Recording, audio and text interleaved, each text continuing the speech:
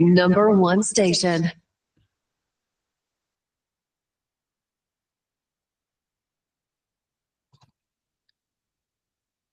You're listening to Talkline with Zev Brenner, America's premier Jewish broadcast on the air since 1981. And now, here's your host.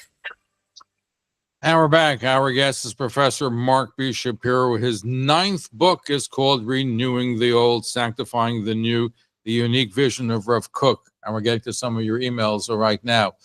Okay, here's an email question coming into you, Professor Shapiro. How do we reconcile once and for all the conflicting accounts, sometimes diametrically opposed, of the contemporary Gedolim's view and Rav Kook's somewhat non-traditional views?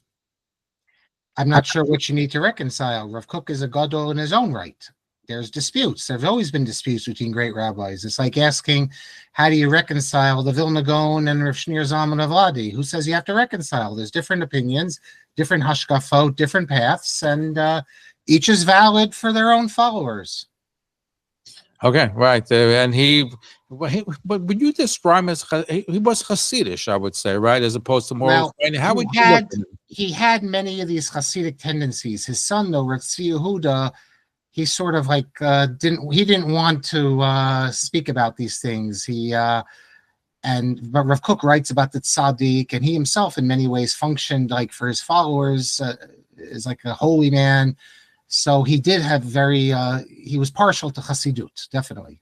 Because your concept that we spoke about earlier, the fact that he viewed his non-Orthodox Jews as having a holy spark, Netzotzos HaKedusha, is really a Hasidic thought. Well, it's a Kabbalistic thought. But he had very close relationships. Although the Hungarian Hasidim were very opposed to him, the Polish Hasidim, many of them were great supporters of his. And the Ger Rebbe has a famous letter in which the Ger Rebbe explains that Rav Kook is basically too holy to really see the problems in his ideas. But many of his followers were Hasidim. In fact, one of the things that just hit me right now, I heard this story, and I'm trying to remember where I saw that, is that I believe it was in a Aguda convention sometime in Poland, maybe between the world wars, where the Chafetz Chaim attended a convention where they attacked Rav Kook, and he walked out because they attacked him. He refused to shake the hands of the people who spoke against Rav Kook, and his son-in-law, Rav Aaron Cohen, has a letter in which he explains how the Chafetz Chaim wanted nothing to do with these people. So yes, the Chafetz Chaim already knew Rav Kook from Europe. In fact, the story is, I don't know if it's true, although that's the story I'm going to be writing about it, is that the Haskama of Rav Kook's father-in-law to one of the Chafetz Chaim's books was actually written by Rav Kook. At least that's the tradition in the Rav Kook circles. But the Chafetz Chaim knew Rav Yehuda Kook. Rav Yehuda Kook stayed with the Chafetz Chaim when he came to Europe. Yeah. What did you find most interesting of the documents that were censored that Rav Kook wrote during his lifetime? Maybe the idea where he speaks about the masses, the religious masses. In yeshivas, you're accustomed to think that the masses don't have anything really religiously of value. They're just consumers from the great rabbis. Rav Kook says his feeling is, obviously, if you need to know if something's muktzah, you have to ask the rabbis. But the rabbis need to look to the Jewish masses, the pious Jewish masses. He says that in terms of what he calls natural morality, Musar TV, it's found more in the Jewish masses than the rabbis, because the rabbis, through their Talmudic dialectics, their pilpul, they can, as they say, mataret sheretz, they can come up with all sorts of unethical things because they only see it through their intellect. But the pious Jewish masses preserve, it's like a revelation of how you're supposed to be moral. So each side needs the other. That, I think, is a very subversive statement, because in the traditional circles, the Das Balabatim is really against Das Torah, right? Exactly. And Rav Kook says that no, the rabbis need the Balabatim and the Balabatim need the rabbis. And that, I think, is fascinating. And by the way, it helps us explain something, if I may. If you have a typical Haredi Das Torah perspective, you look at things like the sexual abuse scandals where the rabbis covered it up, and you don't know what to make of this. But if you have Rav Kook's perspective, you can understand that, remember, it was the religious masses that revolted against this, that they saw things clearer than the rabbis did. And Rav Kook explains why that's the case. And it's not a problem then that that even the great rabbis can have a mask sometimes they don't see in an ethical sense as clear as the masses do. Let's try to squeeze in one phone. Let's go to Deborah in Union City, New Jersey. Go ahead, Deborah. Your question for Professor Shapiro. I'm in Newark, but that's Okay. This- I just yeah. moved you. It's okay. Oh, well, all right. Thank you.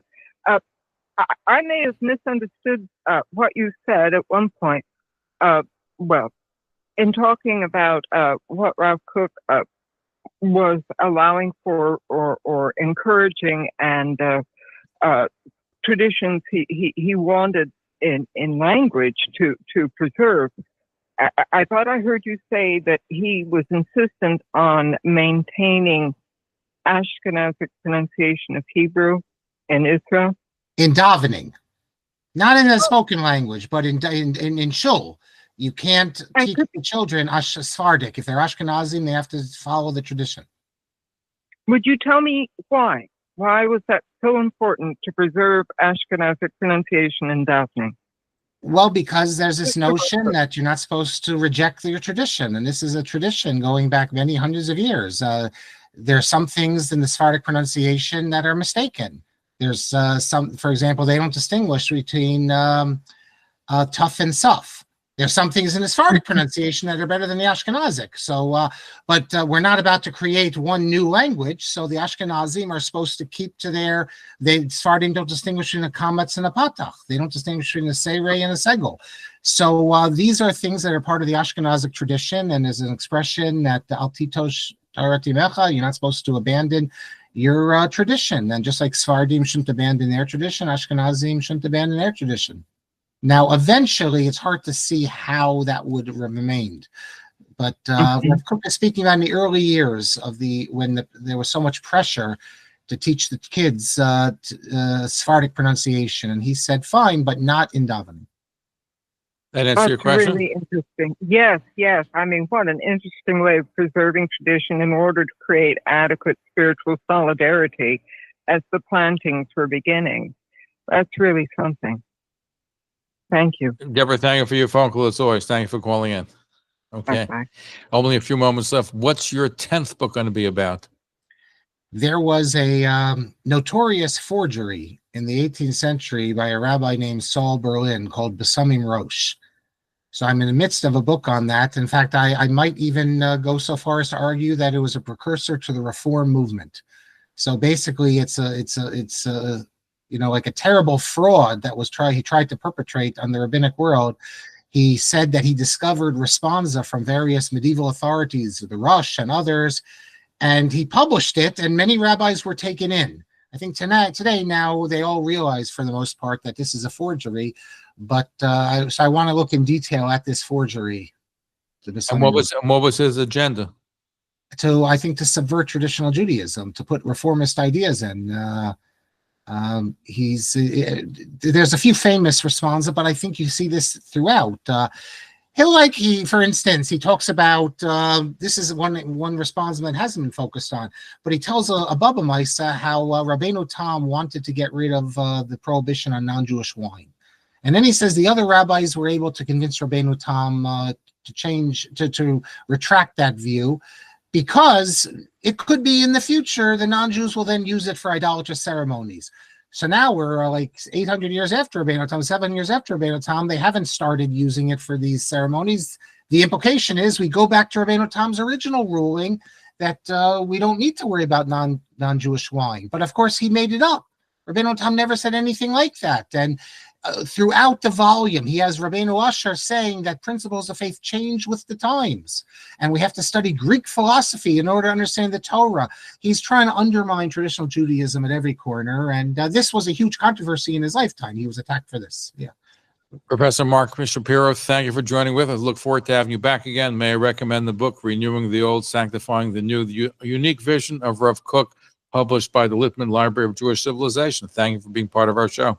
Thank you. Thank you. When we come back, we'll speak to Shalom Mordechai Rabashkin. We'll be speaking to him. We'll take your phone calls. He'll talk about his experience